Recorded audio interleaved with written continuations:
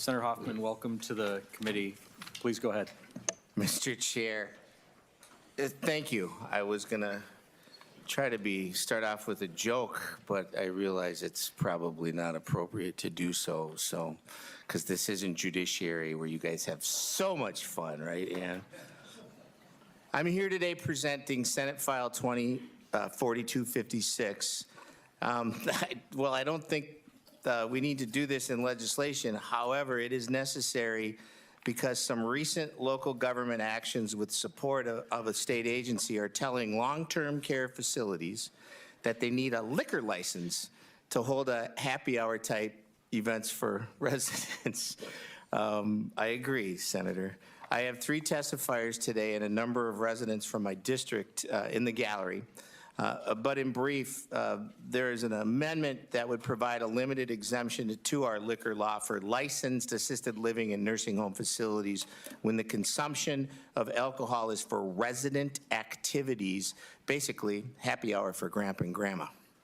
While I appreciate that our liquor laws and regulations are designed to provide oversight, protect health and safety, and establish clear rules for buying, serving, and consuming alcohol, we must also recognize when sometimes government goes a little bit too far. These are licensed healthcare facilities that are already subject to the Minnesota Department of Health rules governing food safety, storage, and service, as long as we'll have other services providing within that MDH world. Also, within the Department of Human Services, there's lots of regulations that need to be established as well, requiring a duplicative regulatory framework yet for another agency and increasing costs for everyone who lives there. It just doesn't make sense, Mr. Chair. I understand the Department of Public Safety had concerns, and we appreciate their willingness of the agency and the long-term care associations to continue the discussion on that. I just wanted to let you know that I assure that we and the advocates in supporting of all this change will find a way to be safely doing it reasonably, Mr. Chair. So Abigail Dahl, Anita LeBrun, and Kyle Burnt are here for testimony. So Thank you, Senator. Senator Latz. Before we go into testimony, could the record reflect that the chairman of the Judiciary Committee would like to see Senator Hoffman and this bill in front of Judiciary when we're done here? I'm just kidding. I'm withdrawing this.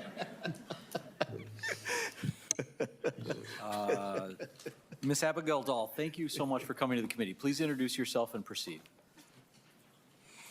Okay. Hi, Mr. Chair, members of the committee. My name is Abigail Dahl, and I'm the Executive Director at Amira Choice Champlin. I am here to testify in support of the amendment exempting licensed assisted living facilities and nursing homes from needing a city liquor license to serve resident happy hours. About a year ago, my organization was celebrating the completion of a major renovation project. As part of that celebration, we wanted to plan a reception and a champagne toast. So I reached out to my local city for guidance and to notify them of the plans.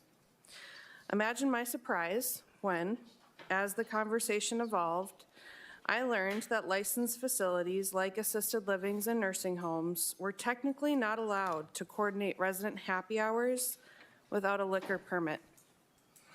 As Anita will share shortly, this is their home. They are legal adults. We were shocked to learn that we would need a permit, one that would add cost in license and permit fees, liquor insurance, and extra red tape. The kicker is, for my city and for many other cities in Minnesota, not every city has a local permit that fits our situation. No sale, just resident-focused activities. Assisted living facilities are already accountable to over 500 regulations governing the health, safety, and well-being of residents in our care. That includes being licensed as a food establishment through the Health Regulation Division of the Department of Health, regular, thorough kitchen inspections by the Environmental Health Division of the Department of Health. We must have a certified food protection manager on staff, and when they're not on site, there must be a person in charge. Following strict sanitation, temperature control, and safety protocols, We already train staff on proper food safety, including proper food storage, proper labeling and handling, and protection from contamination, proper cleaning and sanitation according to code standards of food contact surfaces, utensils, and equipment, maintaining employee personal hygiene, appropriate hand washing, glove use, illness reporting, etc. Lastly, licensed nursing homes and assisted living facilities already have existing safeguards to assess cognitive status, monitor medication interactions, document resident choices, supervise residents with impaired judgment, and implement care plans for those with substance abuse concerns. In other words, assisted living and nursing home dining operations are already operating under a comprehensive public health regulatory framework designed to prevent foodborne illness and protect residents. Requiring a liquor license is simply red tape without value. It is duplicative, not protective. Thank you for the opportunity to testify and share our experience today. Thank you for your testimony. Ms. Anita Lebrun, please introduce yourself and go ahead. Good afternoon, Mr. Chair, members of the committee. My name is Anita. I am a resident at Amira Choice in Champlin, Minnesota. I am here not just on behalf of myself, but on behalf of the entire community of residents of the assisted living community who are trying to live our lives. Just because we are older and live in assisted living doesn't mean that we should have fewer freedoms than anyone else. Imagine our surprise when the community we have chosen has to stop coordinating social events that bring us together. My friends and I love happy hour, just like many of you do, I am sure. Over a shared drink, we get to reminisce about parts of our life, military service, raising a family, the loss of a friend, and celebrating the golden phase of our lives too. Allowing our facility to coordinate this happy hour affords us and our families the peace of mind that we can enjoy life, but not be out slipping on the ice to stop and get our box of wine. The staff of our facility have our care and well-being top of mind. They are highly trained and ensuring our safety already. This amendment is simply putting into law what many people assume is already allowed. Happy hour at the place where we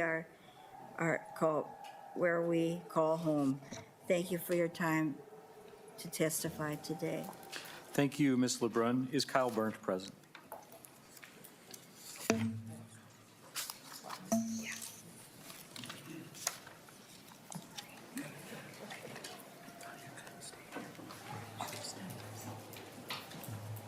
Welcome to the committee. Mr. Burnt, go ahead and introduce yourself and proceed. Hello, Mr. Chair, members of the committee. My name is Kyle Burnt. I am testifying here today on behalf of the Long-Term Care Imperative in support of Senate File 4256. You've heard the previous testifiers and the author speak to the bill, and I won't go too deep into those because they've covered pretty much everything. But I wanted to appreciate the supportive letter that we received from our consumer advocacy friends.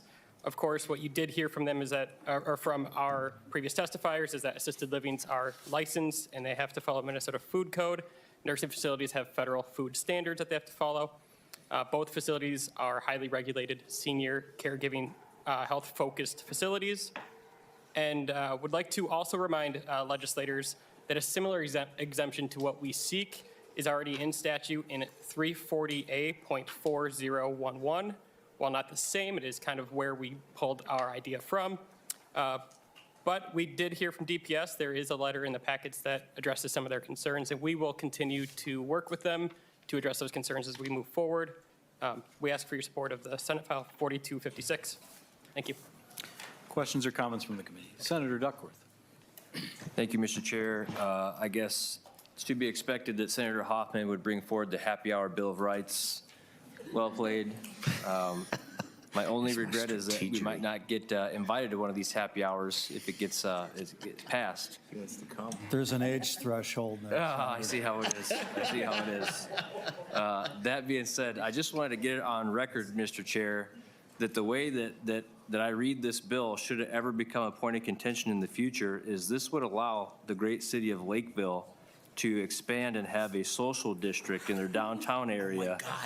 Should any assisted living facilities or nursing homes be co-located. So I support this bill all around, and maybe we should expand upon it some more. Other questions and comments from the committee? Senator Duckworth, I'll let you have the final word. Senator Hoffman, I'll let you have the final word, but just want to say thank you to your testifiers. Thank you for bringing a little common sense to the Commerce Committee. This bill's going to go to your committee. Yeah. And your statement was exactly correct, that this is a little bit of government overreach, and I'm glad to have had a hand in sort of bringing it back so that people can live their lives and have a happy hour. So your final words. Mr. Chair and members, thank you. And then also, Senator Rasmussen, you'll get a kick out of this. If you look at the letter from the Consumer Advocates Coalition, right, the long-term care imperative, along with our Office of Ombudsman Long-Term Care, the Office of Ombudsman for Mental Health, AARP, and the Elder Justice Center, all in our agreement. I don't ever think that's ever happened. Well, it has, but this is one of these, so it's coming. Thank you very much, Mr. Chair and members, for your time and attention to this. I look forward to it coming to our committee. So thank you. So the question is on the motion of Senator Frentz that Senate File 4256 be recommended to pass and referred to the Committee on Human Services. All in favor say aye. Aye. Opposed? No. Motion is adopted. Thank you, Senator Hoffman. Thank you, Mr. Chair and members.